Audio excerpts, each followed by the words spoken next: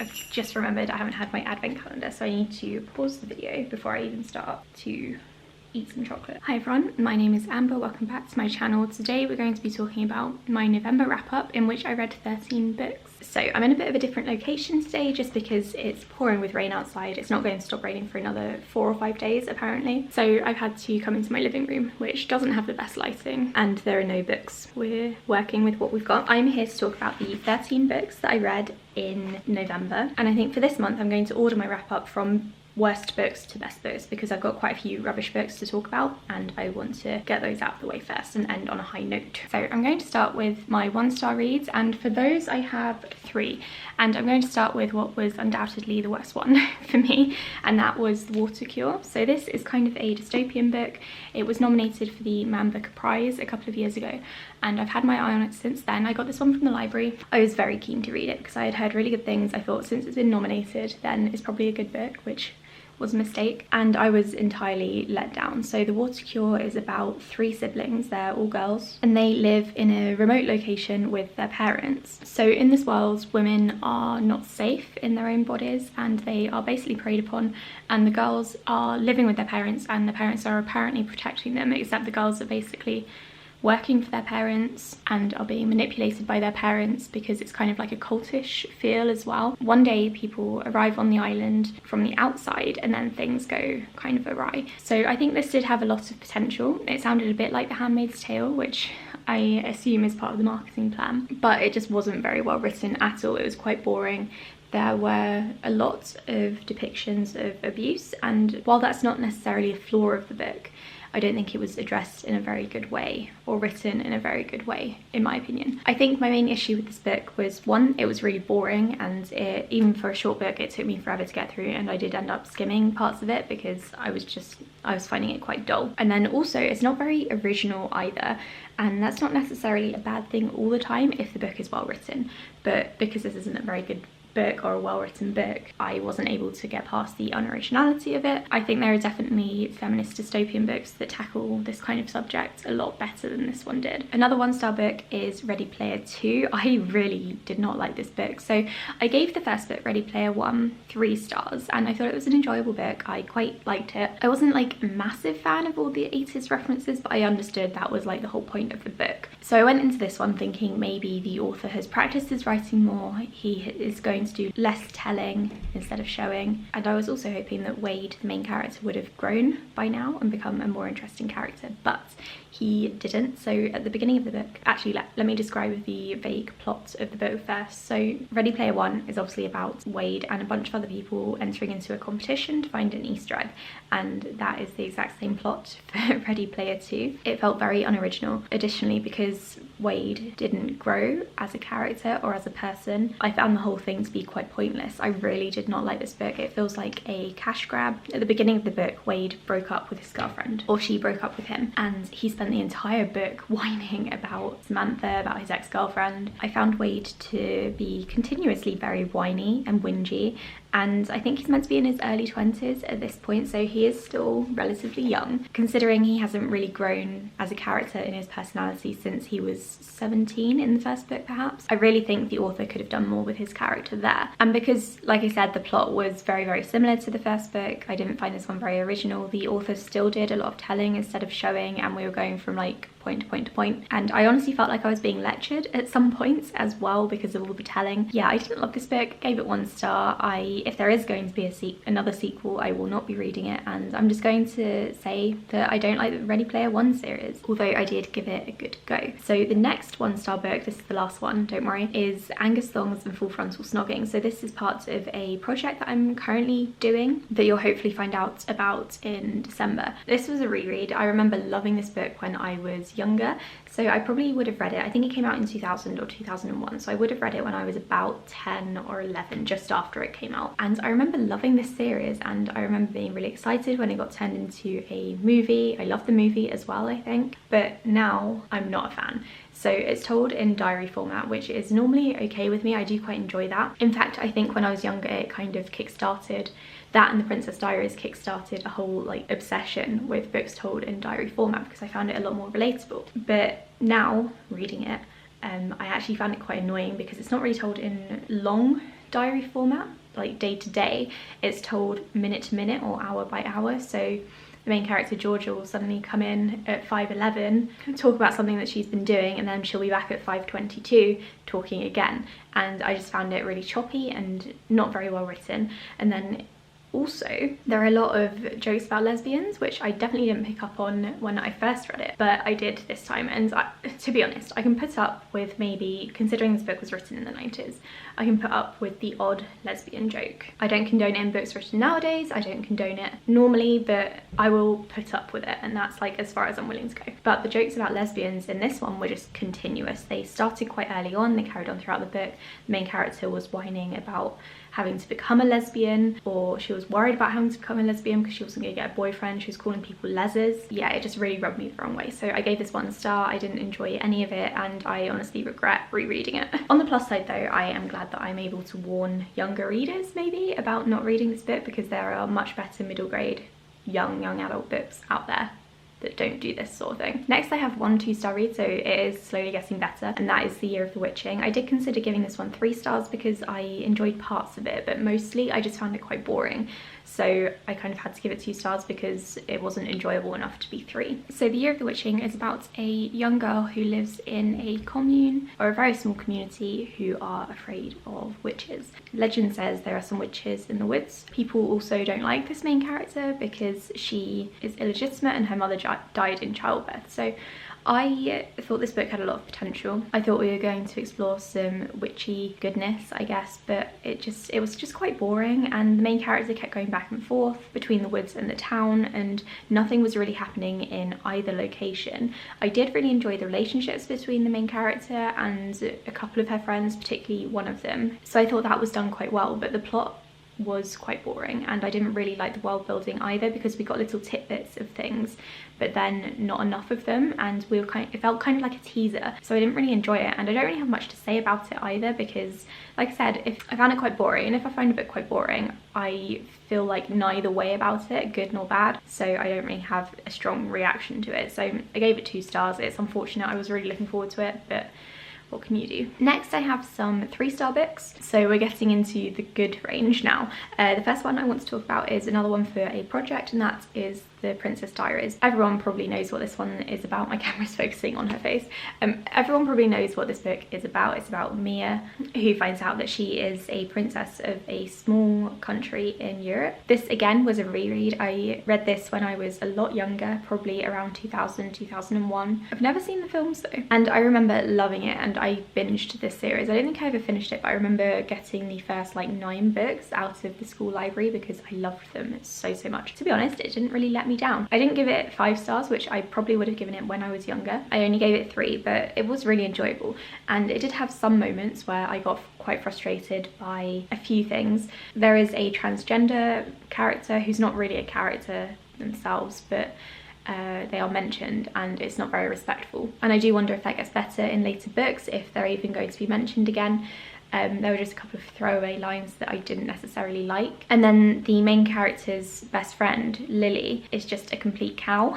I don't remember her being that bad, but during the reread I really didn't like her, and I also got very annoyed at her kind of attacking a Chinese family who gave discounts to other Chinese customers, and she started accusing them of being racist because she and her friends, who were white, didn't get discounts at the same store. So that was mildly frustrating, to say the least, but overall I did quite enjoy this book, and it's definitely a product of its time. You can tell that it was written 20 years ago, but it's not the most offensive one that I read. And I do actually want to carry on reading the series to see if it does get better as kind of the years progress, because I have a feeling that it will. And Mia, I remember, becomes a lot more interesting. In this one she is quite whiny, but also like she's a 13-14-year-old girl who just found out that she's a princess and her parents are separated and her mother is dating her algebra teacher, so she doesn't have a lot going for her right now. I'm quite excited to carry on and to read more about my ship, because I remember shipping Mia and Michael. Can't remember why I shipped them,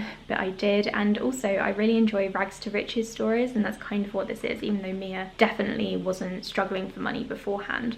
she just had kind of an extravagant artsy mum. So yeah, this is one that I quite enjoyed. I'm looking forward to continuing on with the series again. The next one I read is one that I've done a full review on, and that is The Burning God. So I gave this one 3 stars, which is why it's in this category, and I was so disappointed by it. I've done a whole review on it. I talked for 16 minutes about why I didn't love this book, but my main reasons were that it didn't feel like the ending to a trilogy. It didn't wrap all the things up that I thought should have either been wrapped up or addressed. Not necessarily wrapped up nicely in a tight little bow, but you know, just addressed, because if you're going to write a trilogy, typically in the 3rd book you would address these things instead of introducing even more things. I'm trying to be very vague here, but I don't think the 3rd book in a trilogy is the place to really start introducing more elements that haven't been mentioned before. That should have been done in previous books. It didn't really wrap up old elements either. There were things that everyone thought should have been a bigger deal in this one, and they just weren't. So yeah, I didn't really love this book. I gave it 3 stars because I was very attached to the characters. I still really enjoyed Rin's kind of progression. Really enjoyed Katai. Neja wasn't in it as much as I was hoping. I think this book really could have benefited from having his point of view, because that would have given us a different side to the war and things that we couldn't necessarily see just from following Rin. And then also there was just a whole lot of nothing in this book. So the characters just kept walking from one place to another, and then something happened at one place and then they carried on walking to the next one, and we followed them as they were walking, and it was just too much for me. I realise this complaint sounds silly without context or spoilers, but if you have read the book or you want to be spoiled, then go ahead and check out my review where I explain everything in more detail, because I can't really do that here. The next one I read and gave 3 stars was Molly Moon's incredible book of hypnotism. I read this one when I was younger as well, so this was a reread. This is about a girl called Molly Moon who is an orphan. She lives in an orphanage in a group home, and she has a bit of a shit time because everyone's kind of mean to her, and one day she finds a book of hypnotism and learns to hypnotize people, and she ends up hypnotizing people, going to the US, to New York, and she's also being chased by someone who wanted this book. So it sounds a bit silly, but when I read it at like 9 years old, it was actually kind of dreamlike, and I really enjoyed it. So I gave it 3 stars now because I did find it to be quite ridiculous as an adult, but as a child I remember loving it because I loved the idea of hypnotizing people. I really enjoyed reading books about foster homes or orphanages or group homes just because of like Tracy Beaker. And it was just something I was really interested in. And I also thought the relationship between Molly and her friend Rocky was written really well for a children's book. I really enjoyed their friendship. And I know this is the first book in a series, but I never carried on with the series when I was younger, so I can't really speak for how well the series develops.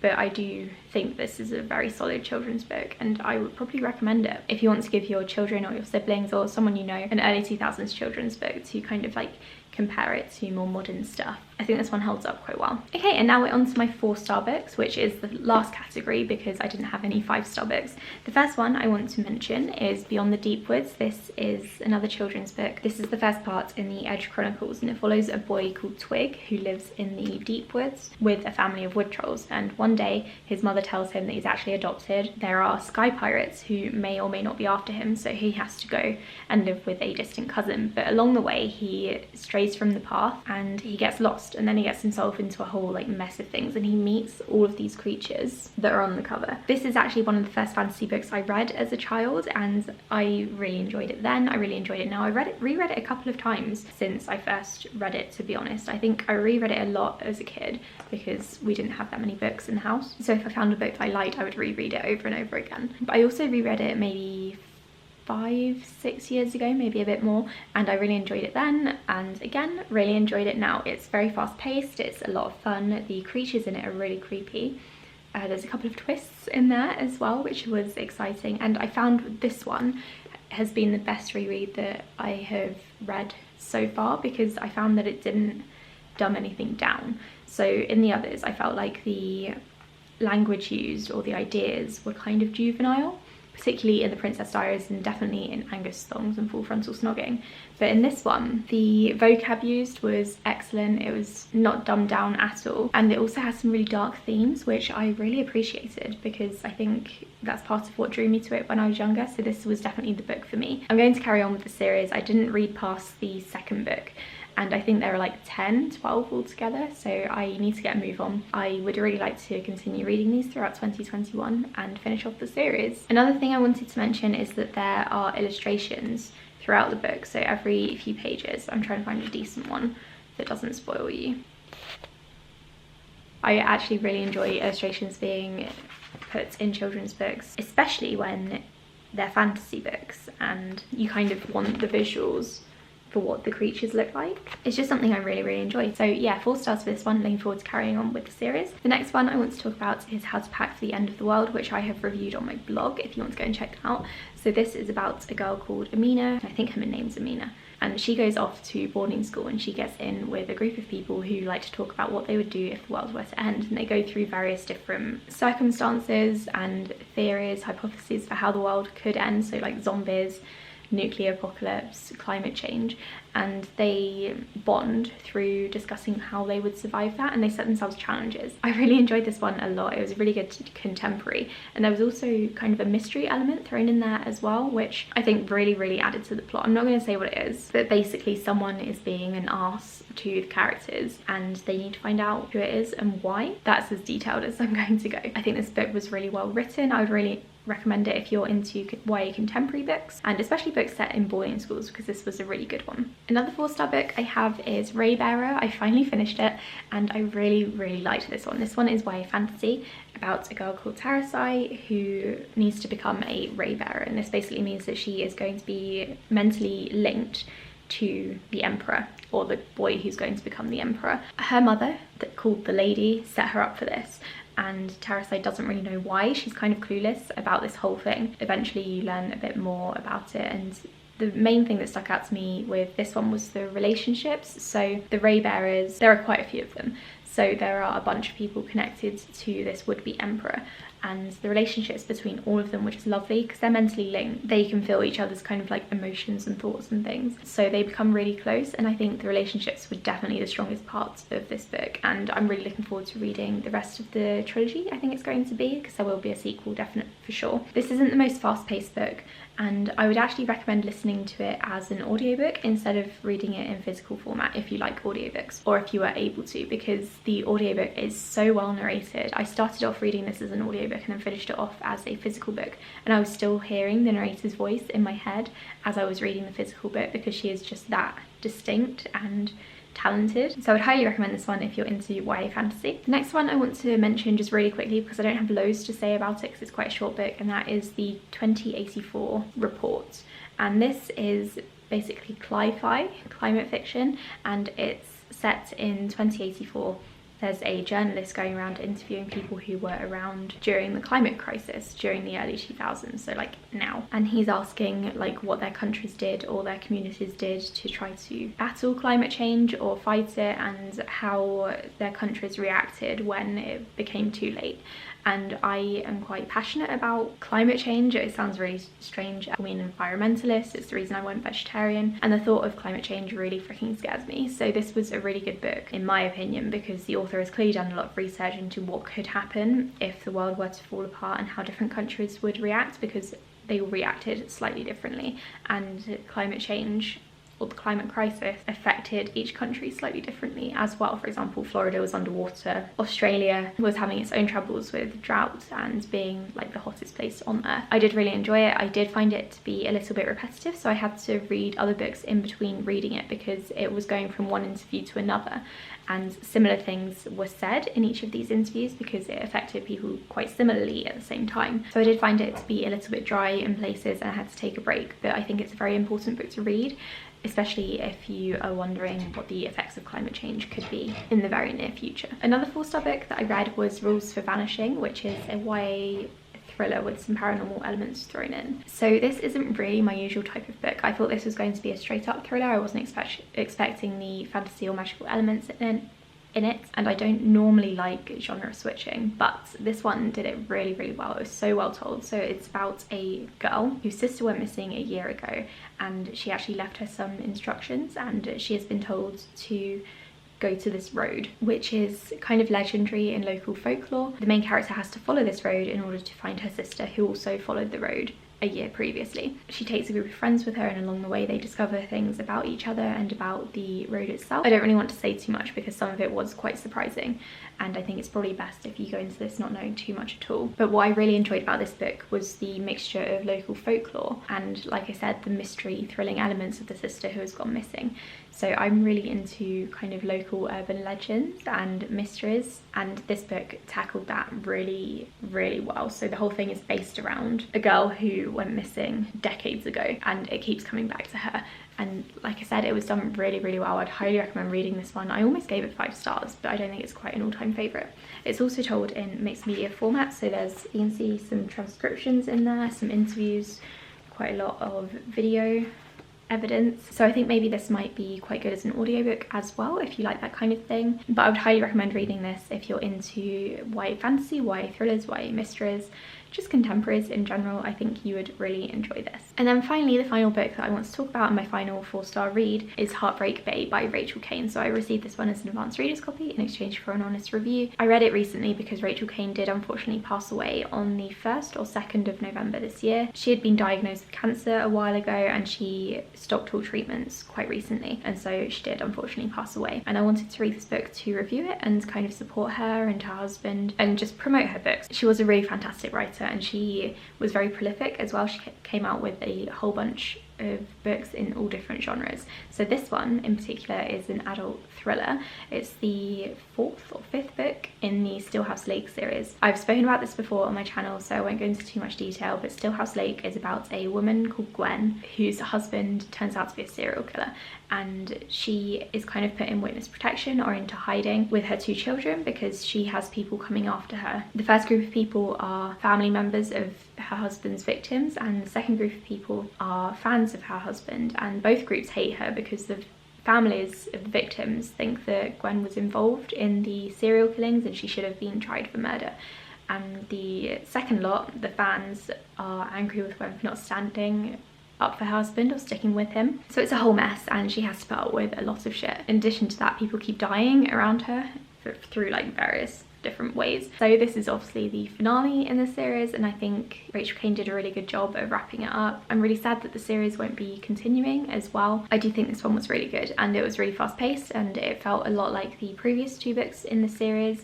So the middle 2 books maybe felt a little bit off to me because they weren't as related to Gwen and her family, but this one kind of brought it all back to the start and interlinked everything, so it was a really good book. So that is my what seems like a really long wrap up. I feel like I've been talking forever. Thank you so much for watching this video. Let me know how your November went in the comments below. I'll be back in a couple of days for more Vlogmas content. Do like and subscribe if you enjoyed this, and I'll speak to you all in the next video. Bye!